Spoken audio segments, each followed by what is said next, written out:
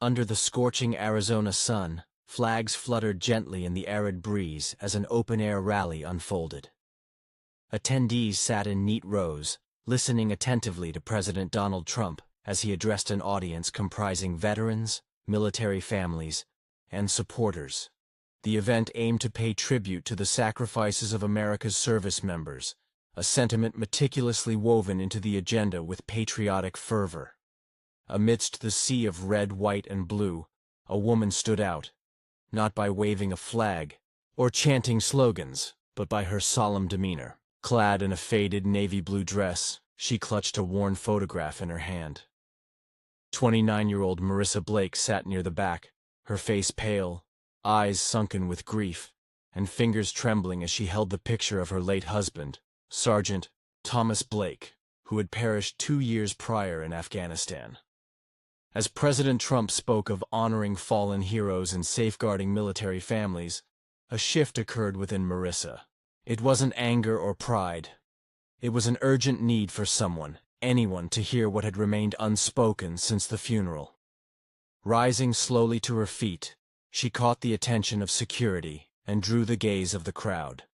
Without hesitation, Marissa stepped into the aisle and began walking toward the stage. The atmosphere became electric. Trump paused mid-sentence, and the crowd fell silent.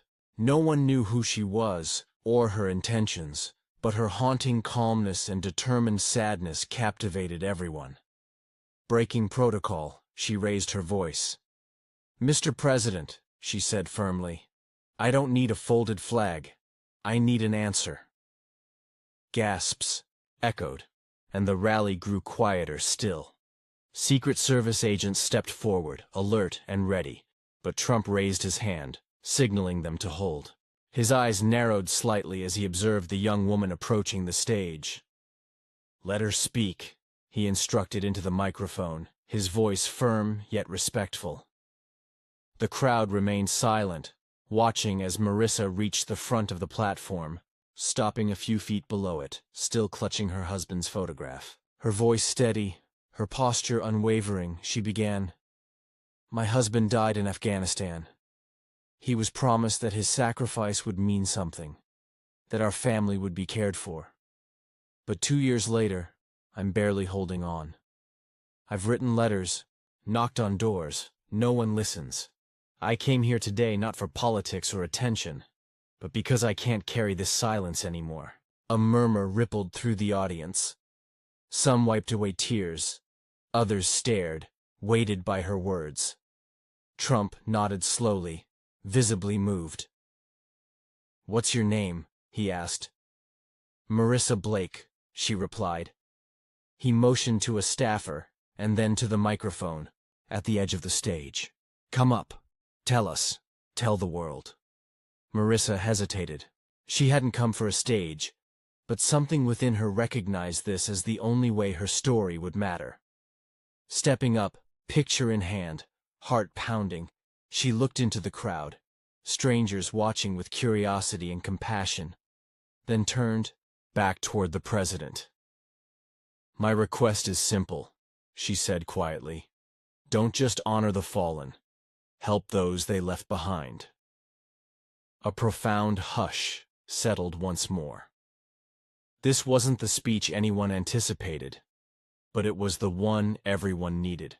Marissa took a deep breath as the microphone amplified her heartbeat more than her words. Her eyes scanned the crowd. Veterans in uniform, families clutching photos, young recruits with hopeful hearts. This moment wasn't just hers, it belonged to them all. "My husband, Sergeant Thomas Blake, enlisted at 18, she began. He believed in something greater than himself. Honor, duty, protecting our home." She paused, holding up the photo of a smiling man in desert fatigues. "He died saving his team during an ambush in Helmand Province. They sent me this photo and a folded flag. That's all I have left." The crowd remained silent, faces solemn. "I tried to move forward, I really did. But the systems we were promised would protect us, VA support, housing assistance, grief counseling, they all failed me. Calls went unanswered, Appointments canceled. I couldn't even afford groceries last winter. An older veteran near the front lowered his head.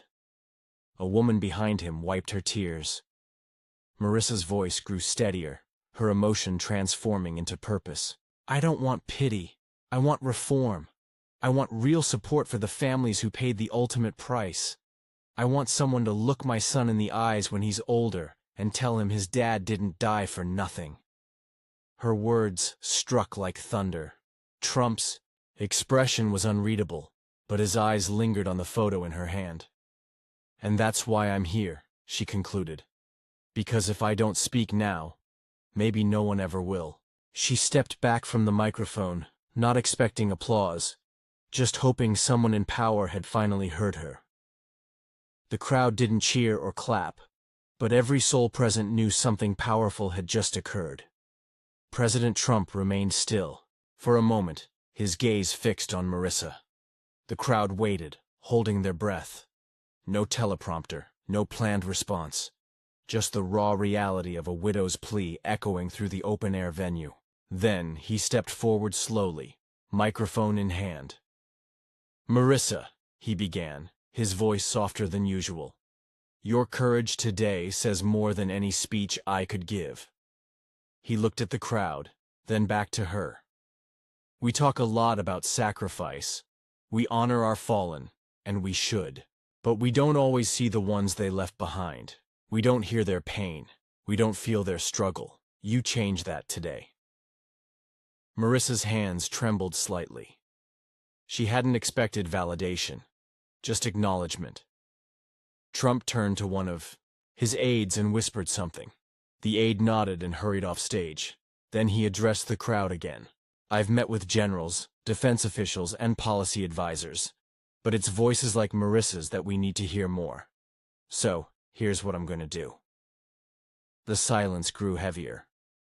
We're going to launch an initiative starting right now to audit and reform the support systems for Gold Star families.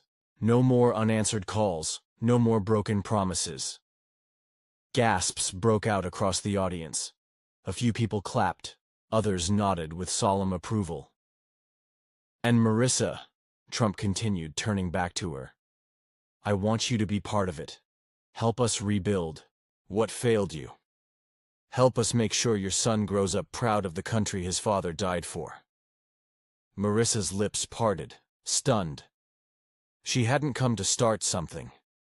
She came because she was tired of endings. But in that moment, something shifted. Not just for her, but for everyone listening. A single voice had changed the entire conversation. After the speech concluded, Marissa was escorted backstage.